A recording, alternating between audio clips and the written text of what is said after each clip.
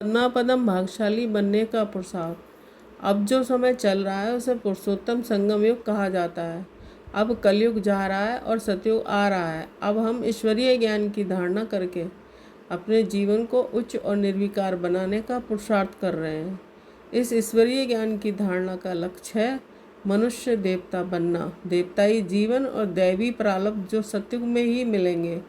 अभी जो हमारा पुरुषार्थ चल रहा है उसका लक्ष्य तो फरिश्ता बनना अथवा अव्यक्त अवस्था को प्राप्त करना है, लेकिन इसके लिए हमें ज्ञान मूर्ति के अतिरिक्त गुण मूर्ति भी बनना है। दिव्य गुणों की धारणा के बिना हम फरिश्ता बन नहीं सकते, अव्यक्त स्थिति में भी स्थित नहीं हो सकते हैं और भविष्य में देवताई जीवन भी प्राप्त नहीं कर सकते हैं। वास्तव में ईश्वरीय ज्ञान और दिव्य गुणों का आपस में बहुत गहरा संबंध है। ज्ञान बीज है, दिव्य गुण उसका फल है। यदि जीवन में दिव्य गुण नहीं है तो समझना चाहिए कि या तो मैं ज्ञान रूपी बीज बोए ही नहीं गए, या ठीक प्रकार से नहीं बोए गए हैं, या ठीक रीति से सींचे अथवा संभाले नहीं गए हैं। अतः दिव्य गुणों की धारणा के लिए ईश्वरीय ज्ञान को ठीक तरह से समझना चाहिए। जितना जितना हमारी ज्ञान की नींव ठीक, पक्की और गहरी होगी, उतनी ही हमारे दिव्य गुणों की इमारत मजबूत और ऊंची बन सकेगी। यदि हम किसी दिव्य गुण की ठीक तरह से धारणा नहीं कर पाते तो समझना चाहिए कि हम ज्ञान के किसी पहलू या पॉइंट में कच्चे अथवा कमज़ोर हैं। हमको ज्ञान के उस पॉइंट को प्रैक्टिकल रीति से प्रयोग करना नहीं आता। यदि बुद्धि में ज्ञान पूरी तरह और ठीक नहीं बैठा होगा अथवा यदि ज्ञान में पूर्ण निश्चय नहीं होगा तो पुरुषार्थ भी पूर्ण ठीक और एकरस नहीं होगा, बल्कि ढीला होगा।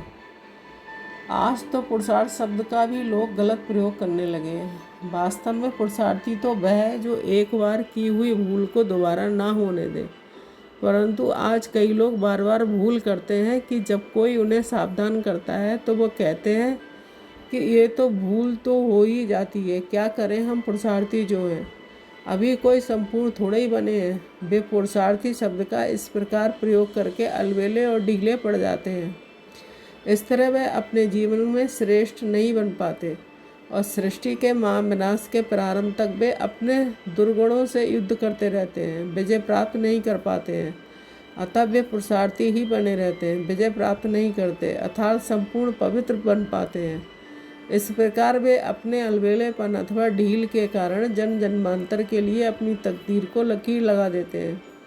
स्वयं परमात्मा द्वारा सर्वोत्तम पढ़ाई पढ़ने पर भी वे सर्वोत्तम अवस्था के लिए तीव्र पुरुषार्थ नहीं करते हैं।